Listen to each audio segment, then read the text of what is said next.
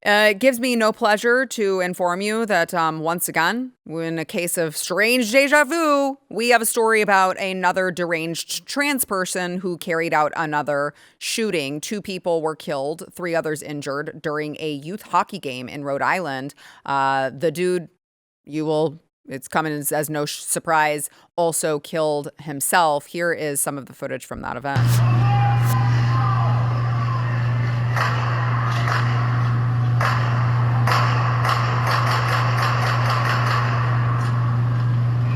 So, a lot of shots fired, and one of the bystanders actually grabs him, which was incredible, to try to prevent him from harming more people.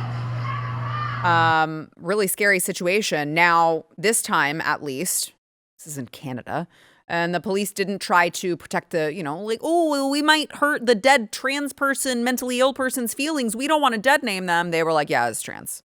Can you confirm whether the suspect's a male, female? We've heard that it's a transgender person.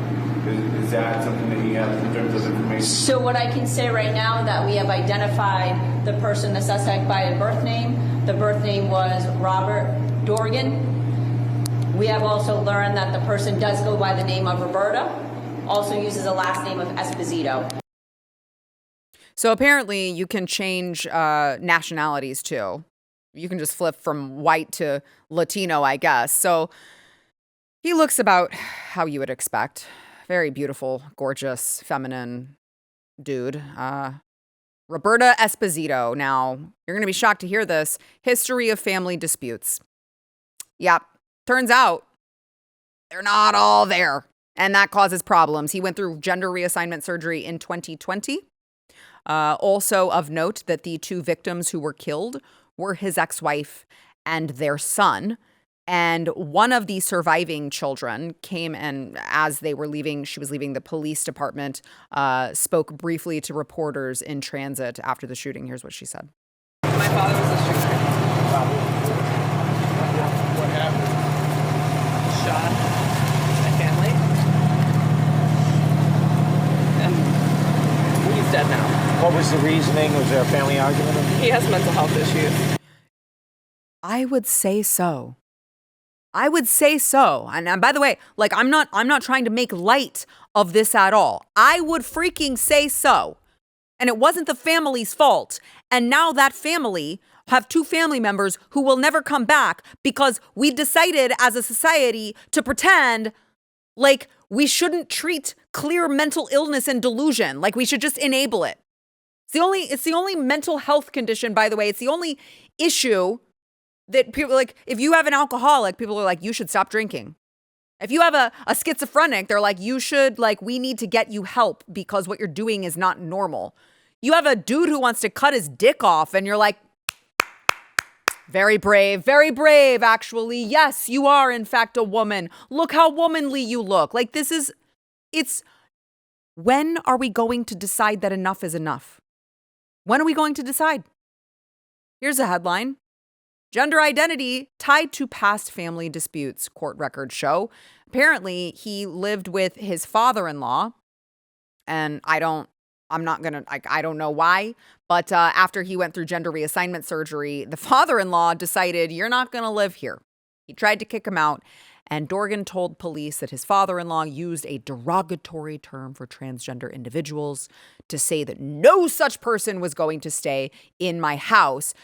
Also going to be shocked to hear this was the reason for his divorce. Robert Dorgan's ex-wife initially filed for divorce on the grounds of gender reassignment surgery, narcissistic and personality disorder traits, which was later amended to irreconcilable differences. And by the way, he was very, very active on Twitter.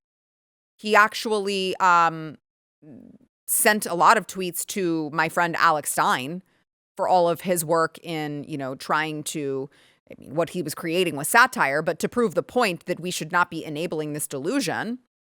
And it's just very strange because the day before the shooting, he went into Tim McBride's, Twitter responses. And he said on Kevin Sorbo's tweet, Tim McBride is a man. Community note this if I'm wrong. He responded, this man who went on to kill his family, keep bashing us, but do not wonder why we go berserk. Said it again to Alex Jones. STFU, Alex, don't be so butthurt over somebody different, then wonder why trans people go effing berserk. Go F your mother. This is the inherent problem. They say, you must accept my mental illness. You must accept my mental illness. And by the way, if you don't, I'm going to go berserk on you and kill you. Which makes this old magazine cover just a little concerning. As the Trump administration attacks trans people, some queer folks are armed and ready to bash back. Are you triggered? Yeah, I am, actually. I think it's a little scary to give someone with a clear mental health illness a gun. Yeah, you got me. Yes, I am a little nervous now that I saw that.